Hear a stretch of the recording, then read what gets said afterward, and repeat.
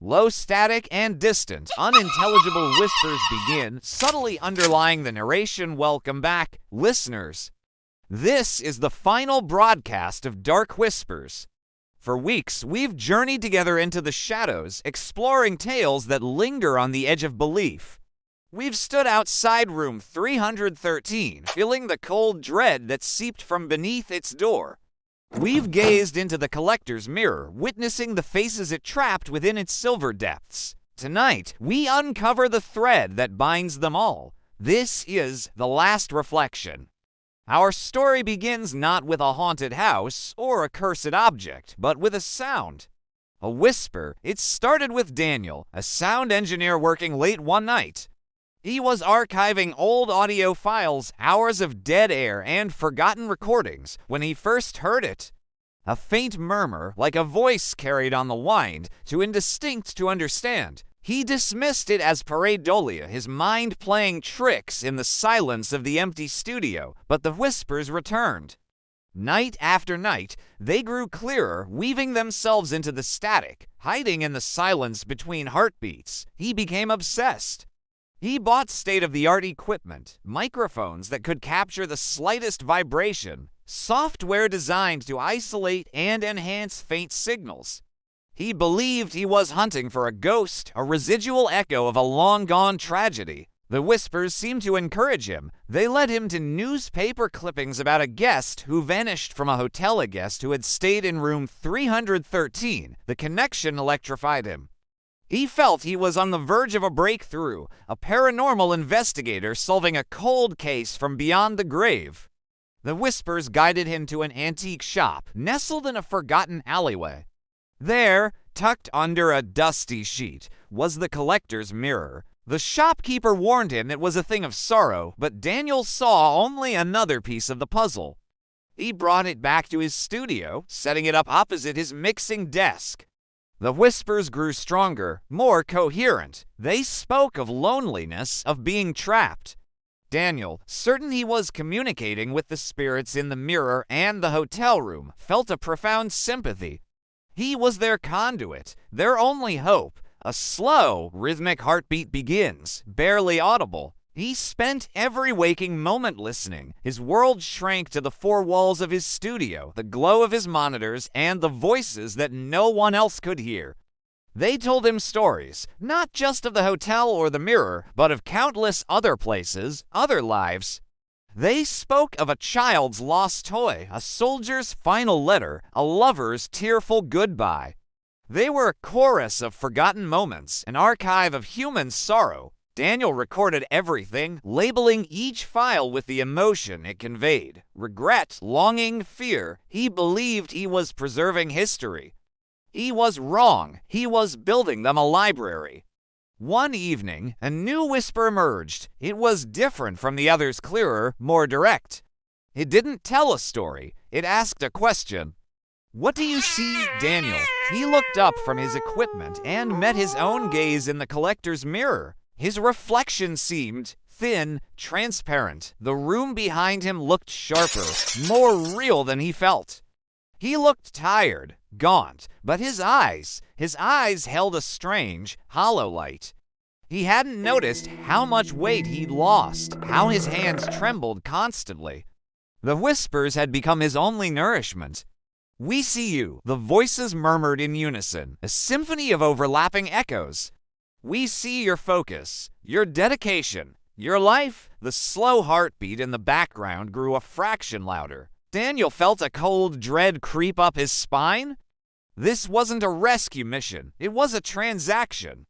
He was giving them his attention, his energy, his focus. And what were they giving him in return? Stories, distractions. They had led him to room 313 and the Collector's mirror, not as clues to their origins, but as examples of their power. They were showing him what they could do, places they could infest, objects they could inhabit. He tried to pull away. He shut down his equipment, covered the mirror, and left the studio. He walked for hours, trying to fill his head with the sounds of the city traffic, conversations, life, but the whispers followed. They were no longer in his headphones. They were in his head. They weren't just echoes of the past anymore. They were intelligent. They were hungry. They had learned from him. He had taught them how to focus, how to form coherent thoughts, how to desire. They had feasted on the ambient sorrow of the world for centuries, but he had given them a consciousness, a self. Panicked, he ran back to the studio. He had to destroy the recordings, smash the mirror, burn it all down. He had to silence them. As he burst through the door, the room was eerily quiet. For the first time in months, there was no static, no murmur. There was only the low, steady thump of a single heartbeat. His heartbeat, it was coming from the speakers. He stumbled towards the mixing desk. On the main monitor, a single audio waveform pulsed in time with the sound.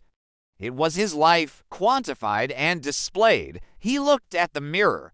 His reflection stood there, but it wasn't him. It was solid, vibrant.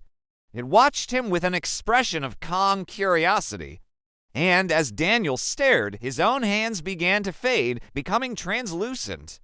The air around him shimmered. He was becoming the static he had spent so long trying to decipher. You listen so well, the reflection said, its voice a perfect composite of all the whispers he had ever recorded.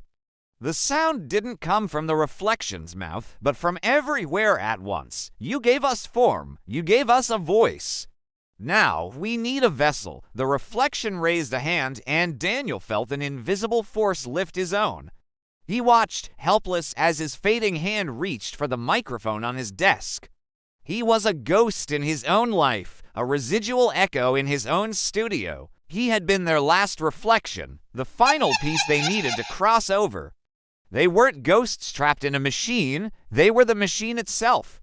A sentient frequency, an entity born from the combined echoes of human emotion. Room 313 wasn't haunted by a person.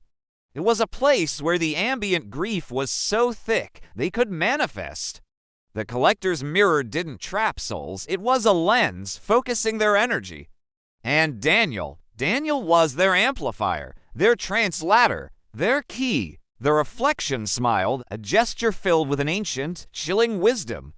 The stories were real. It whispered, its voice a sea of murmurs, all of them.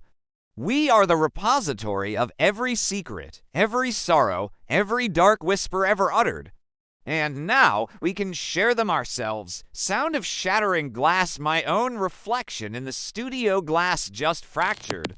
The static is getting louder. I thought I was just the narrator of these stories. I thought I was just telling you what happened to Daniel. But my equipment is on, the microphone is live, and the whispers. They've been here all along, in the dead air between my words. In the hum of the electricity, I've been their conduit, just like him. And you've been listening, you've been feeding them, just like I have. We gave them our attention, our focus, our belief. We've been the final part of the broadcast, the last piece of the puzzle. This whole time, we thought we were listening to stories about the darkness, but the darkness, it was listening to us. Voice becomes a faint, echoing whisper with heavy reverb. Thank you for listening.